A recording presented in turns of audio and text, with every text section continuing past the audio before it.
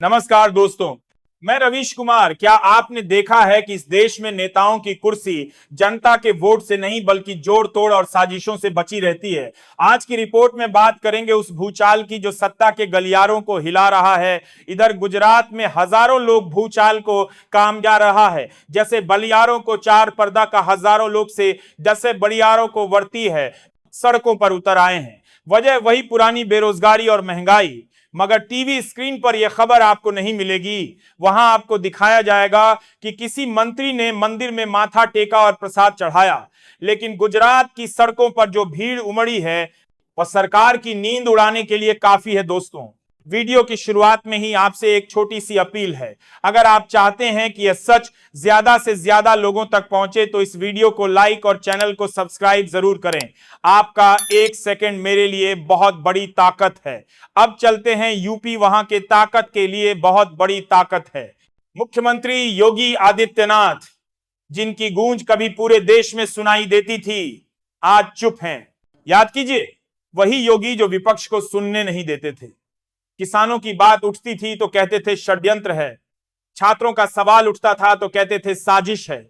मगर आज वही योगी क्यों शांत हैं, क्यों सबकी सुन रहे हैं? क्योंकि दोस्तों, सत्ता का नशा हमेशा के लिए नहीं रहता। जनता का गुस्सा जब दस्तक देता है तो बड़े बड़े सिंहासन भी डगमगाने लगते हैं। अब आते हैं दिल्ली की सबसे बड़ी ब्रेकिंग खबर पर। प्रधानमंत्री नरेंद्र मोदी की सत्ता की कुर्सी हिलती नजर आ रही है। एक तरफ जनता का है कि कुर्सी हिलती नजर आ रही है। नाम सुप्रीम कोर्ट और चुनाव आयोग ने वोट चोरी के आरोपों पर जवाब मांगा है। दूसरी तरफ बीजेपी के अंदर ही भूचाल है। केंद्रीय मंत्री नितिन गडकरी के बेटे का वीडियो वायरल हुआ जिसमें उन्होंने साफ कहा, बीजेपी को वोट मत दो। सोचिए, जब घर के अंदर से आवाज उठने लगे तो बाहर वालों को चुप कराना कितना मुश्किल हो जाता है। और यही नहीं, चंद्रबाबू नायडू, जिन्हें मोदी की सबसे बड़ी राजनीतिक बैसाखी कहा जाता था, अब पर्दे के पीछे राहुल गांधी से हाथ मिला चुके हैं। नीतीश कुमार भी मोदी से ज्यादा राहुल की मीटिंग में व्यस्त हैं।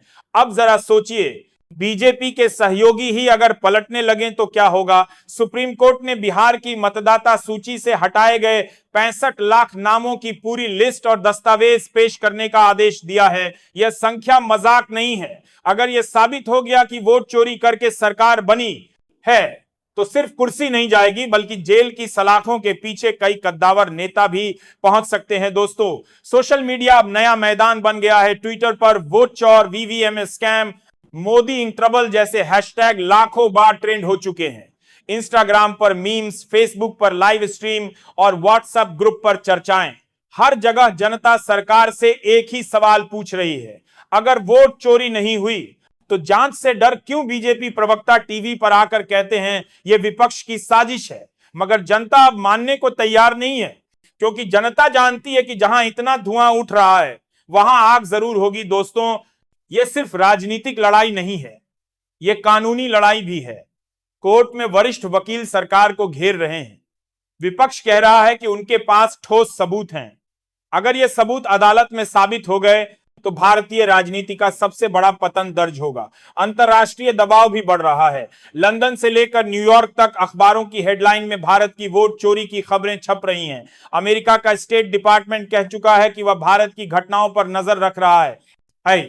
यूरोपीय यूनियन ने कहा है कि भारत में चुनावी पारदर्शिता बनाए रखना जरूरी है। यानी यह मामला अब सिर्फ दिल्ली की राजनीति तक सीमित नहीं है, बल्कि भारत की छवि भी दांव पर है। दोस्तों, आपको याद होगा कि कभी एनडीए मजबूत दीवार की तरह खड़ा दिखता था, मगर अब उस दीवार में दरार पड़ चुकी है। खबर है कि 37 सांसद एनडीए छोड़ चुके हैं। सोचिए, 37 सांसद, क्या यह छोटी बात है? और चौंकाने वाली बात यह है कि चंद्रबाबू नायडू, जो कभी बीजेपी के साथ थे, अब राहुल गांधी के साथ खड़े हैं। अब सवाल उठता है कि क्या मोदी सरकार वाकई इस्तीफे तक पहुंच जाएगी? क्या बहुमत का संकट इतना गहरा हो गया है कि सरकार गिर सकती है? टीवी चैनल आपको यह सवाल नहीं दिखाएंगे।